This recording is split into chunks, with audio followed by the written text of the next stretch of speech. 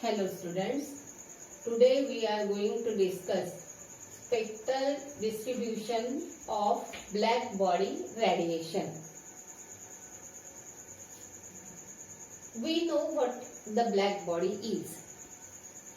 The black body absorbs all the radiations incident on it, and when the black body is at higher temperature, means if we consider a hot black body, then that body radiates energy.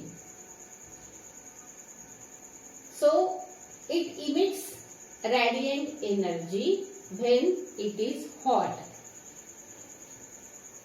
The scientists Lummer and Prinzheim, they studied the black body radiation. They kept the source at different temperatures. ह्या graph मध्ये तुम्हाला वेगवेगळ्या टेम्परेचरला curve दिसत आहे. तर Loomer आणि प्रिन्झहेम या दोन शास्त्रज्ञांनी ब्लॅक बॉडी रेडिएशनचा अभ्यास केला. त्यांनी काय केलं की जो सोर्स होता, ब्लॅक बॉडी जी होती, ती ब्लॅक बॉडी वेगवेगळ्या टेम्परेचरला ठेवली. इथे तुम्हाला 3000 केल्विन, 4000 केल्विन, 5000 केल्विन, 5500 केल्विन असे वेगवेगळे टेम्परेचर दिसतात आहे. आणि त्या प्रत्येक टेम्परेचरला एक वेगवेगळा कर्व ह्या ठिकाणी दिसतोय. तर त्यांनी काय केलं की रेडियंट पॉवर प्रत्येक वेव्हलेंथला मोजला आणि एक ग्राफ प्लॉट केला, रेडियंट पॉवर अगेन्स्ट वेव्हलेंथ. आता रेडियंट पॉवर म्हणजे काय, तर the radiant energy emitted per unit time per unit area, त्याला आपण रेडियंट पॉवर म्हणतो. आपण जे शिकलो आहे त्यालाच आपण इमिसिव्ह पॉवर किंवा रेडियंट पॉवर असं म्हणतो.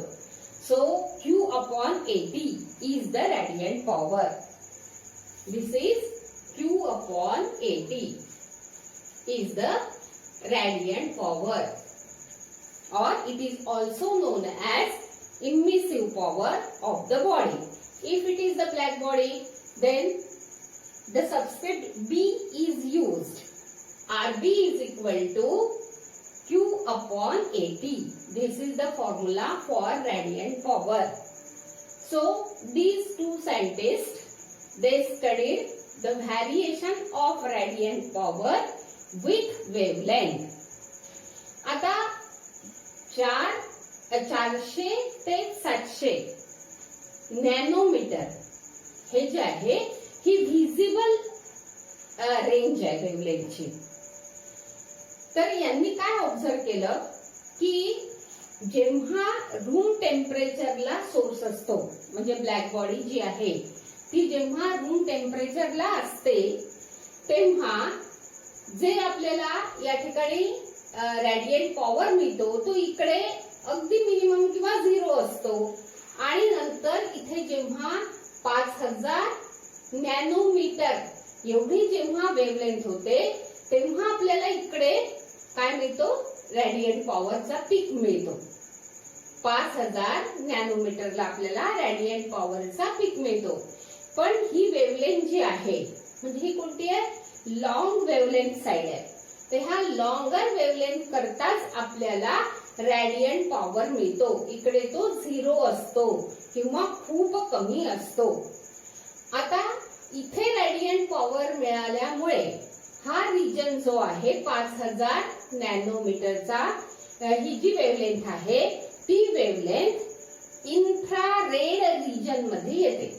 आणि इन्फ्रारेड रिजन मध्ये आल्यामुळे म्हणजे ती व्हिजिबल रेंज मध्ये नाही आहे वेव्हलेंथ, आणि त्याच्यामुळे आपल्याला ह्या रेडिएशन्स केव्हा, जर सोर्स आपण रूम टेम्परेचरला ठेवला असेल, रूम टेम्परेचर म्हणजे 300 केल्विन, 300 केल्विनला जर हा सोर्स असेल, कोणती ब्लॅक बॉडी, तिचं टेम्परेचर रूम टेम्परेचर असेल म्हणजेच 300 केल्विन असेल, तर त्यावेळेला तुम्हाला हे जे ह्याच्या वेव्हलेंथला रॅडियंट पॉवर मिळतो त्या इन्फ्रारेड रिजन मध्ये वेव्स जातात. इकडे रॅडियंट पॉवर नसतो किंवा फार निग्लिजिबल असतो आणि त्याच्यामुळे तुम्हाला इथे काहीही दिसणार नाही, कारण इन्फ्रारेड रिजन मध्ये तो विजिबल रिजन नाही आहे. विजिबल रिजन आहे 400 ते 700 नॅनोमीटर. म्हणजे जर रूम टेम्परेचरला असेल तर आपल्याला डोळ्यांनी हे दिसणार नाही, रॅडियंट पॉवर इथे मिळणार नाही, कारण की तो इन्फ्रारेड रिजन मध्ये त्या वेव्हलेंथ जातात आहे. मग नंतर काय केलं आपण की 3000 केल्व्हिन टेम्परेचर ठेवलं, ऍब्सोल्यूट टेम्परेचर त्याचा 3000 केल्व्हिन ठेवलं, तर आपल्याला हा कर्व मिळाला. आता हे सगळे कर्व जेव्हा आपण एकाच वेळी बघतो तेव्हा आपल्याला असं दिसतं की डायरेक्ट रिलेशनशिप अशी नाही आहे की if the wavelength increases the radiant power increases, अशी काही या ठिकाणी कंडिशन नाही आहे. म्हणजेच काय की energy distribution is not uniform for a particular temperature. जर आपण एका कोणत्या तरी टेम्परेचरचा, ह्या टेम्परेचरचा कोणत्या तरी एक कर्व आपण जर पाहिला, हे कर्व जे काढलेले आहेत ते वेगवेगळ्या टेम्परेचरला काढलाय. हा 3000 केल्व्हिनला काढलेला कर्व आहे, हा 4000 केल्व्हिनला काढलेला कर्व आहे, हा 5000 केल्व्हिन टेम्परेचरला काढलेला कर्व आहे आणि हा 5500 केल्व्हिन टेम्परेचरला काढलेला कर्व आहे. तर आपल्याला असं दिसतं की energy is not uniformly distributed in the spectrum.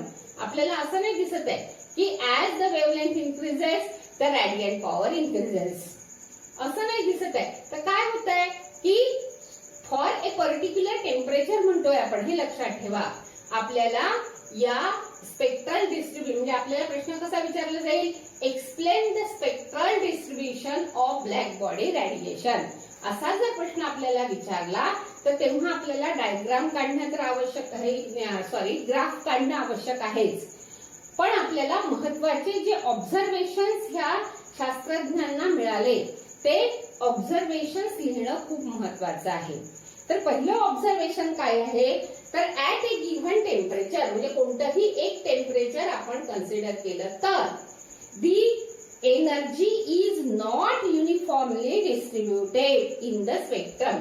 Energy ही हा रॅडियंट पॉवर म्हणजे काय एनर्जी आहे, तर ही एनर्जी जी आहे ती युनिफॉर्मली डिस्ट्रीब्यूट झालेली नाही. ह्या सगळ्या वेव्हलेंथचा जर आपण विचार केला तर ही एनर्जी युनिफॉर्मली डिस्ट्रीब्यूट झालेली नाही. This is the first point of this experiment carried by Lummer and Pringsheim. at a given temperature the energy is not uniformly distributed in the spectrum. हा पहिला पॉइंट आपल्याला लिहावा लागेल. आता दुसरी गोष्ट काय आहे की कोणतंही टेम्परेचर आपण कन्सिडर केलं तर initially the radiant power goes on increasing, becomes maximum at a particular wavelength and then again decreases. हा दुसरा पॉइंट आपल्याला लिहायचा आहे की ऍट ए पर्टिक्युलर टेम्परेचर, पहिलं पण ऍट ए पर्टिक्युलर टेम्परेचरच लिहिलं आपण. एका पर्टिक्युलर टेम्परेचरचा जर विचार केला तर एनर्जी ही युनिफॉर्मली डिस्ट्रीब्यूट झाली नाही अमंग्स दी वेव्हलेंथ. आता इथे सुद्धा दुसरा पॉइंट जो आहे तो सुद्धा ऍट ए पर्टिक्युलर टेम्परेचर साठीच लिहायचा आहे आणि कोणतेही एक टेम्परेचर घ्या. हे जर घेतलं तर इथे सुद्धा बघा काय म्हटलं आपण, initially the radiant power goes on increasing, becomes maximum and then goes on decreasing with increase in wavelength. सुरुवातीला जसजशी वेव्हलेंथ ही वाढते आहे तसतसा रॅडियंट पॉवर हा वाढतो आहे. इथे तो मॅक्झिमम झाला आणि मॅक्झिमम झाल्यानंतर वेव्हलेंथ आता पुन्हा वाढवली जरी तरी हा रॅडियंट पॉवर हळूहळू कमी होऊन राहिलेला आहे. म्हणजे या ठिकाणी युनिफॉर्म डिस्ट्रीब्युशन ऑफ एनर्जी नाहीये, तर radiant power goes on increasing initially, becomes maximum and then again decreases. This happens at a particular temperature. This observation is taken at a particular temperature. तर एक कोणताही कर्व जर consider केला तर पहिली गोष्ट the energy is not uniformly distributed among the different wavelength आणि दुसरी गोष्ट की initially the radiant power increases becomes maximum and then decreases. आता तिसरा पॉइंट काय घ्यायचा आपल्याला तर तो आहे area under the curve. Area under the curve काय दाखवते? It denotes the total radiant power emitted for all the wavelengths.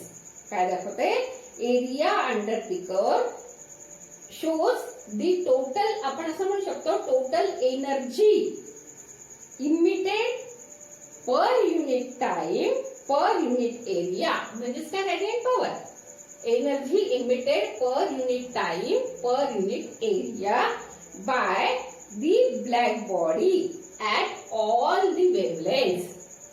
आता या सगळ्या वेवलेंथ साठी एरिया अंडर द कर्व काढला आपण समजा हा पूर्ण हा सगळा, तर आपल्याला काय मिळेल? The total energy emitted per unit time per unit area by the black body at that temperature for all the wavelengths. तर हा आपल्याला तिसरा पॉइंट लिहायचा आहे. आणखीन एक महत्वाची गोष्ट इथे बघा, लॅम्बडा मॅक्झिमम म्हणजेच काय? लॅम्बडा मॅक्झिमम म्हणजे ती वेवलेंथ की जेव्हा ज्या वेवलेंथ करता रेडियंट पॉवर हा मॅक्झिमम आहे. म्हणजे फॉर एक्झाम्पल ही जी वेवलेंथ आहे कशा करता? 5500 केल्विन करता ही जी वेवलेंथ आहे त्याला आपण म्हणतो लॅम्बडा मॅक्स. यासाठी ही लॅम्बडा मॅक्स होईल, यासाठी ही लॅम्बडा मॅक्स होईल, याच्यासाठी ही लॅम्बडा मॅक्स होईल. मग आपल्याला काय दिसतं की जर टेम्परेचर कमी असेल तर लॅम्बडा मॅक्स ही आहे, जर आपण वाढवलं तर इकडे शिफ्ट झाली, म्हणजे कोणीकडे? लेफ्ट हँड साइड कडे शिफ्ट झाली आहे. इथे केलं तर पुन्हा लेफ्ट हँड साइड कडे लॅम्बडा मॅक्स ही शिफ्ट झाली आहे. इथे तुम्ही बघितलं तर लॅम्बडा मॅक्स म्हणजे काय? The wavelength at which the radiant power is maximum किंवा energy emitted per unit time per unit area is maximum. That is known as lambda max. The wavelength at which the energy radiated per unit time किंवा radiant power is maximum. That value of lambda.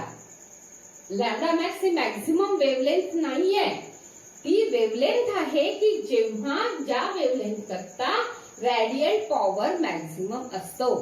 म्हणजेच radiant energy emitted per unit time per unit area ज्या वेवलेंथला maximum आहे त्या वेवलेंथला आपण lambda max असं म्हणतो. आता ह्या वेवलेंथ करता 3000 केल्विन करता ही वेवलेंथ आहे लॅम्बडा मॅक्स. 4000 करता ही वेवलेंथ इथे येणार आहे, म्हणजे ही इकडे शिफ्ट झाली बघा, लेफ्ट हँड साइडला शिफ्ट झाली. नंतर 5000 केल्विन करता ती आणखीन लेफ्ट हँड साइडला शिफ्ट झाली लॅम्बडा मॅक्स, म्हणजे कमी कमी होऊन राहिली आहे. लॅम्बडा मॅक्स ही कमी कमी होऊन राहिली आहे with increase in temperature. Absolute temperature जर आपण एखाद्या बॉडीचं वाढवलं तर लॅम्बडा मॅक्स ची व्हॅल्यू जी आहे ती हळूहळू कमी होत आहे. Lambda max decreases with increase in temperature. आता आणखीन आपल्याला असं दिसतं आहे की जर टेम्परेचर कमी असेल तर एरिया अंडर द कर्व हा कमी येणार. बघा प्रत्येक वेवलेंथला, आता जर आपण 3000 ते 4000 टेम्परेचर केलं तर प्रत्येक वेवलेंथला बघा इथे तुम्हाला रेडियंट पॉवर हा वाढलेला दिसून राहिलेला आहे. याचाच अर्थ total energy radiated per unit time per unit area at all the wavelengths for a particular temperature increases with increase in temperature. बघा 3000 केल्विनला एवढा एरिया आहे तर 4000 केल्विनला हा एरिया वाढलेला आहे. Area under the curve, the area under the curve हा 4000 केल्विनला आणखीन वाढलेला आहे. 5000 केल्विनला हा एवढा मोठा एरिया झालेला आहे अंडर द कोर, आणि 5500 ला हा एरिया अंडर द कोर आणखीन वाढलेला आहे. म्हणजे हे ऑब्झर्वेशन आपल्याला ह्या ठिकाणी लिहायचंय की as the temperature increases, the radiant power also increases, or area under the core increases, showing that the total energy emitted per unit time per unit area for all the wavelengths, it also increases as the temperature increases. Means at higher temperature the radiant power, that is the area under the core, increases corresponding to all the wavelengths. आताच तुम्हाला पहिल्यांदा मी सांगितलेलंच आहे, 6वा point हा लिहायचा आहे तुम्हाला की at room temperature the radiant power is emitted for infrared region of the spectrum. म्हणजे ह्या ठिकाणी वेवलेंथ ही या ठिकाणी लार्ज वेवलेंथ करताच आपल्याला रॅडियंट पॉवर मिळतो, आणि तो इन्फ्रारेड रिजन मध्ये असतो. तर तो किती या ठिकाणी 5000 नॅनोमीटरला पीक मिळतो आपल्याला. म्हणजे जसजसं तुम्ही टेम्परेचर कमी कमी करत जाल तशी काय मिळेल, लॅम्बडा मॅक्स ची व्हॅल्यू ह्या ठिकाणी वाढत जाते. टेम्परेचर कमी केलं म्हणजे इन्व्हर्सली प्रोपोर्शनल आहे. टेम्परेचर वाढवलं तर लॅम्बडा मॅक्स कमी होते, आणि टेम्परेचर कमी केलं तर लॅम्बडा मॅक्स वाढते. स्पेक्ट्रल डिस्ट्रीब्युशन जे आहे ते फक्त ऍब्सोल्यूट टेम्परेचरवर अवलंबून आहे. ब्लॅक बॉडीच्या मटेरियलवर ते अवलंबून नाही. त्या बॉडीचं टेम्परेचर किती आहे, it is independent of the material of that body. It depends only on the temperature. हे पण लक्षात ठेवायचं आहे. दी रॅडियंट पॉवर इमिटेड किंवा total energy emitted by the black body at a particular temperature depends only on the temperature but not on the material of the body. तर हा सुद्धा point एक महत्वाचा आहे. तर हे सगळे जे आहेत ते ऑब्झर्वेशन्स आहेत कोणाचे, या प्ल्युमर आणि प्रिन्सननी जे काय एक्सपेरिमेंट केले त्यांचे हे काय आहेत, सगळे ऑब्झर्वेशन्स आहेत किंवा कन्क्लुजन आहेत. आता वाईननी ह्या याच्यासाठी थर्मोडायनामिक्सचा वापर करून एक फॉर्म्युला काढला. तो जे एक्सप्रेशन होतं ते फक्त शॉर्ट वेवलेंथ करता कोणी विन्स या शास्त्रज्ञांनी काय काढलं, एक फॉर्म्युला एक्सप्रेशन तयार केलं, आणि हे जे एक्सप्रेशन होतं ते थर्मोडायनामिक्सच्या वर अवलंबून होतं. त्याचा वापर करून त्यांनी काढलं, आणि हे फक्त शॉर्ट वेवलेंथ करता हे ट्रू होतं, लॉंगर वेवलेंथ करता ते फेल गेलं. तसंच रेले आणि जेम्स या शास्त्रज्ञांनी एक फॉर्म्युला जो काढला, कशा करता, तो फॉर्म्युला काढला इक्विपार्टिशन ऑफ एनर्जीवर आधारित. तर हा फक्त लॉंग वेवलेंथ रिजन करताच तो ट्रू होता. शॉर्ट वेवलेंथ रिजन करता तो कोणी काढला होता, रेले आणि जीन्स या शास्त्रज्ञांनी जो फॉर्म्युला काढला होता तो फक्त लॉंग वेवलेंथ करताच ट्रू होता, आणि शॉर्ट वेवलेंथ करता तो लागत नव्हता, ट्रू राहत नव्हता. मग त्यानंतर वाईन्सनी आणखी एक्सपेरिमेंट करून त्यांनी वाईन्स डिस्प्लेसमेंट लॉ जो खूप महत्वाचा आहे तो या ठिकाणी फॉर्म्युलेट केला किंवा तो पब्लिश केला. त्याला आपण विन्स डिस्प्लेसमेंट लॉ असं म्हणतो. विन्स डिस्प्लेसमेंट लॉ असं म्हणतो. तो लॉ आता आपण बघणार.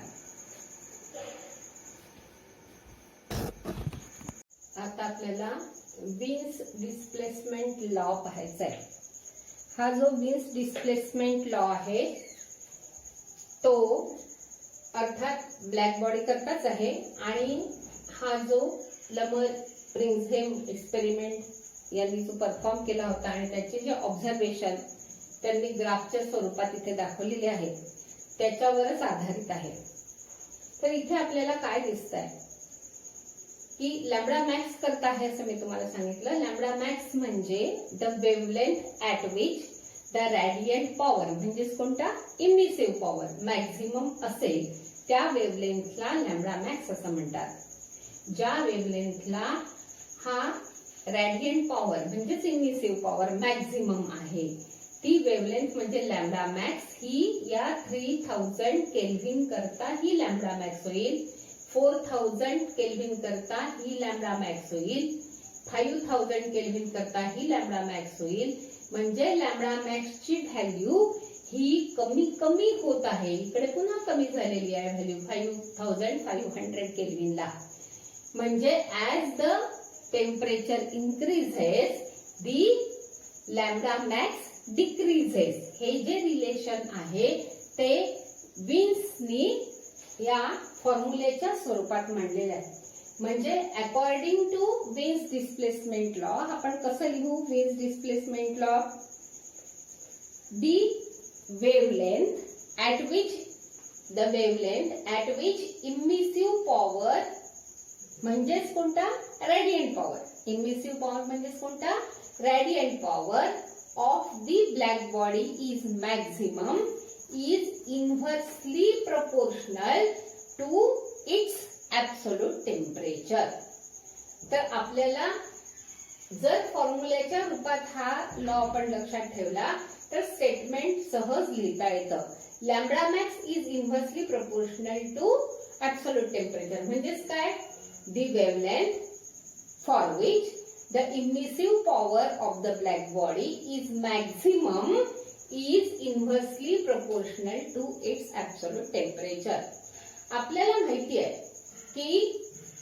की जर आपल्याला ह्या इनइक्वॅलिटीला इक्वेशनच्या स्वरूपात बदलायचं असेल तर आपल्याला एका कॉन्स्टंटची मदत घ्यावी लागते.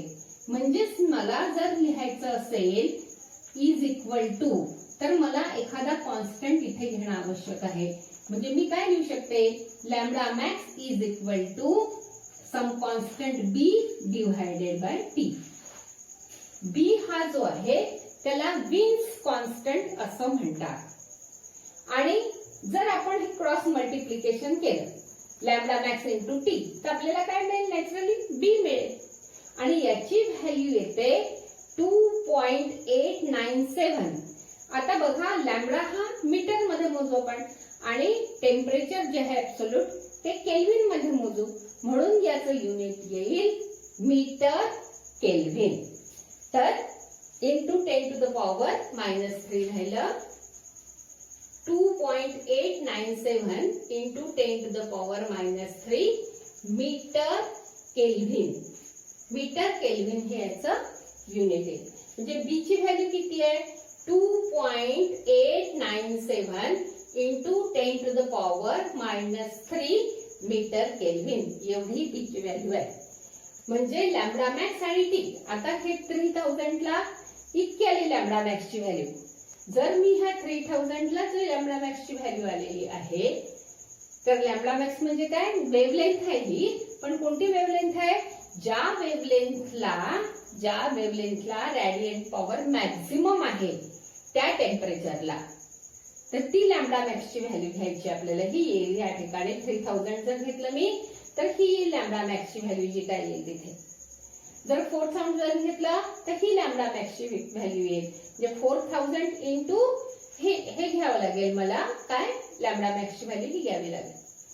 तर ह्या ठिकाणी ह्या दोघांचा गुणाकार केला तर तो बी एवढा येतो कॉन्स्टंट बी एवढा येतो आणि बी ची व्हॅल्यू आहे 2.897 इंटू 10 to the power -3 आणि याचं युनिट आहे बीचं मीटर केल्विन, कारण काय लॅम्बडा आपण मीटर मध्ये मोजणार आहोत आणि टेम्परेचर आपण केल्विन मध्ये मोजणार आहोत. तर हा जो वीज डिस्प्लेसमेंट लॉ आहे तो लॉ आपल्याला सनचं, स्टारचं, मूनचं टेम्परेचर जर काढायचं असेल तर त्या टेम्परेचर काढण्याकरता हा वीज डिस्प्लेसमेंट लॉ जो आहे तो आपल्याला कामी पडतो. आणि हे सगळं काम आधी कोणी केलं आहे?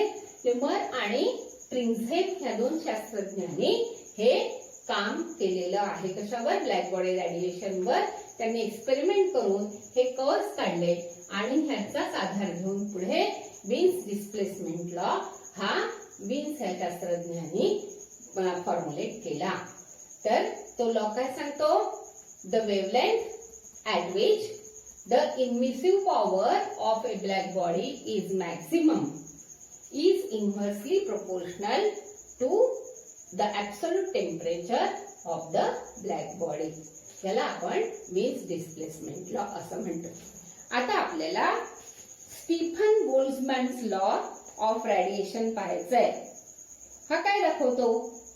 Temperature dependence of thermal radiation emitted per unit time by black body. Stefan's law हा टेम्परेचर डिपेंडन्स दाखवतो.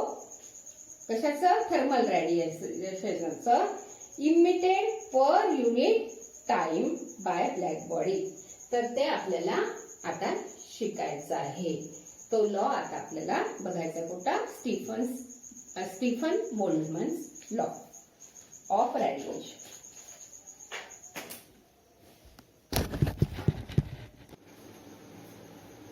आता आपल्याला Stefan Boltzmann law of radiation बघायचा आहे. हा लॉ काय सांगतो? The rate of emission of radiant energy per unit area. Rate म्हटलं म्हणजे डिव्हायडेड बाय टीएल. आता emission of radiant energy, radiant energy emitted आपण क्यू ने दाखवतो. रेट म्हटलं म्हणजे डिव्हायडेड बाय टी आणि पर युनिट एरिया म्हणजे डिव्हायडेड बाय ए म्हणजे क्यू अपॉन एटी. आणि हे कोणा करताय? परफेक्टली ब्लॅक बॉडी करताय. म्हणजे हा काय झाला? Emissive power of a perfectly black body झाला. म्हणजे तो आपण आता ह्या नवीन पुस्तकांप्रमाणे आरबी ने दाखवतो. आता बघा, the rate of emission of radiant energy per unit area. आता रेट ऑफ म्हणजे डब्ल्यू बाय टी किंवा क्यू बाय टी घेतलं म्हणजे काय मिळेल? आपल्याला पॉवर मिळेल. डब्ल्यू बाय टी म्हणजे काय? Rate of bring work is power. Power म्हणजे काय? क्यू बाय टी म्हणजे power radiated per unit area of a perfectly black body is directly proportional to fourth power of its absolute temperature. मग हा जे आपण graph पाहिले होते त्याच्यामध्ये आपण काय बघितलं होतं की जसं टेम्परेचर वाढत जातं तसा एरिया अंडर द कर्व वाढत जातो आणि प्रत्येक वेवलेंथला इमिट झालेला रॅडियंट पॉवर जो आहे, एनर्जी जी आहे ती वाढत जाते. तर आता ह्या ठिकाणी तेच सांगायचं आहे. तर हा काय सांगतो लॉ की हा ईबी जो आहे म्हणजे कोण? Emissive power of a perfectly black body हा डायरेक्टली प्रोपोर्शनल आहे fourth power of its absolute temperature. म्हणजे ब्लॅक बॉडीचे टेम्परेचर हे कॅपिटल टी नी जर आपण दाखवलं असेल ऍब्सोल्यूट टेम्परेचर तर R B is equal to sigma T to the power 4 हे आपल्याला इक्वेशन मिळतं. या ठिकाणी हा जो सिग्मा आहे हा आपल्याला जेव्हा इनइक्वॅलिटीचं इक्वेशन मध्ये जेव्हा आपल्याला कन्व्हर्शन करायचं असतं तेव्हा एका कॉन्स्टंटची आपण मदत घेत असतो. मग तसंच या ठिकाणी आपण तो कॉन्स्टंट जो आहे तो सिग्मा घेतलेला आहे आणि ह्या सिग्माला स्टीफन्स कॉन्स्टंट असं म्हणतात. आता या सिग्माची जी व्हॅल्यू आहे ती आहे 5.67 इंटू 10 टू द पॉवर -8. पहा आकडे कसे आहेत? 5, 6, 7, 8. 5.67 into 10 to the power -8 joule per metre square per second per kelvin to the power 4. म्हणजेच या ठिकाणी बघा आता आर म्हणजे काय आहे? क्यू अपॉन एटी आहे. क्यू म्हणजे आपण एनर्जी किंवा वर्क जूल मध्ये मोजतो. ए म्हणजे मीटर स्क्वेअर मध्ये मोजतो. पण ते डिनॉमिनेटर मध्ये आहे a, म्हणून मीटर टू द पॉवर -2 लिहिलंय आपण. टेम्परेचर टाइम सुद्धा कुठे आहे, डिनॉमिनेटर मध्ये आहे, म्हणून आपल्याला s चा पॉवर म्हणजे सेकंडचा पॉवर -1 लिहावा लागला आहे. आणि इथे t टू द पॉवर 4 कुठे राईट हँड साइडला आहे, तो लेफ्ट हँड साइडला जर आणला तर भागाकारामध्ये येईल, डिनॉमिनेटर मध्ये जाईल, म्हणजे इथे पॉवर -4 येईल, केल्व्हिनचा पॉवर -4 येईल. आता पहा जूल पर सेकंद म्हणजे W/T म्हणजेच काय मिळेल, पॉवर. पॉवर म्हणजे कसं मोजतो आपण, वॅट मध्ये मोजतो, म्हणून जूल पर सेकंडच्या ऐवजी आपण वॅट लिहू शकतो.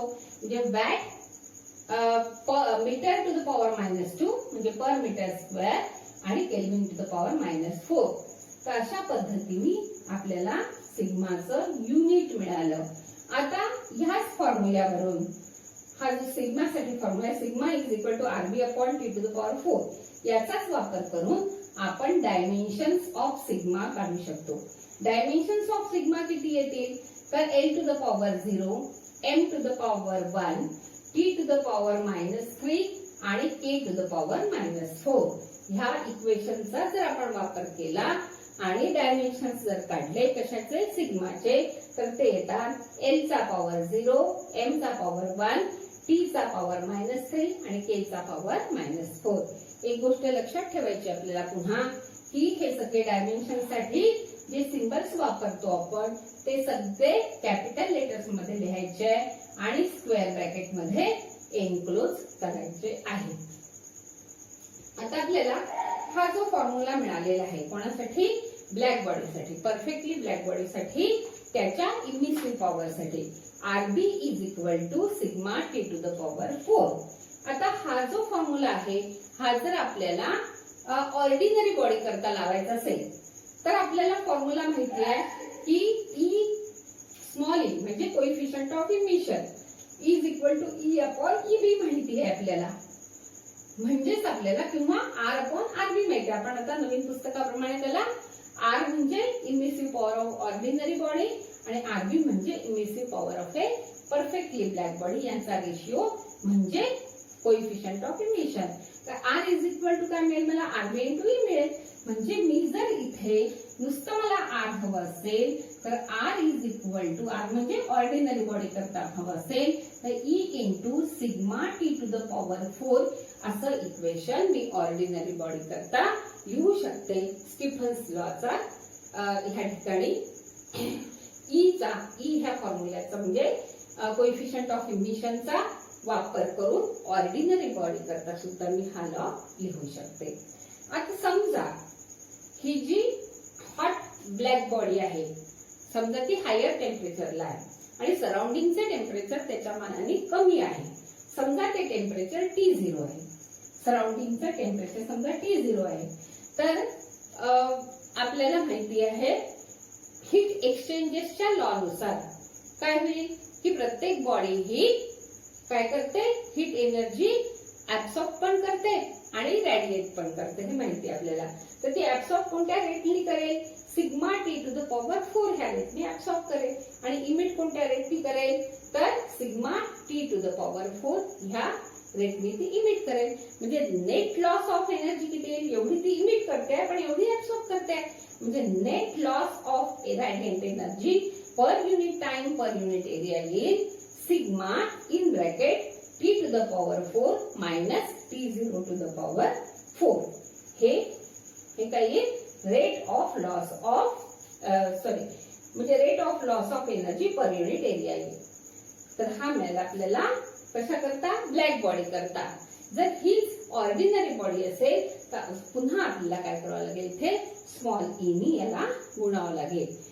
आता तसंच याच्या विरुद्ध जर असं झालं की बॉडी ही कोल्ड आहे, म्हणजे ब्लॅक बॉडी जी आहे त्याचं टेम्परेचर कमी आहे आणि सराउंडिंगचं टेम्परेचर जास्त आहे, म्हणजे T0 जर जास्त असेल तर काय होईल, ती ब्लॅक बॉडी गेन करेल एनर्जी कोणाकडनं, सराउंडिंग कडनं ती एनर्जी घेईल, घ्यायचा रेट जास्त राहील कशापेक्षा, इमिशनच्या रेट पेक्षा, कारण की त्या ब्लॅक बॉडीचं टेम्परेचर आता स्वतःच कमी आहे म्हणून इमिट कमी करेल आणि घेईल जास्त एनर्जी जर सराउंडिंगचं टेम्परेचर हे जास्त असेल तर. मग अशा वेळेला काय होईल, net gain of radiant energy per unit time per unit area काय मिळेल आपल्याला, sigma into T0 to the power 4 आधी आहे कारण ते टेम्परेचर जास्त आहे, minus T to the power 4. हा फॉर्म्युला आपल्याला कोणाकरता मिळेल, परफेक्टली ब्लॅक बॉडी करता.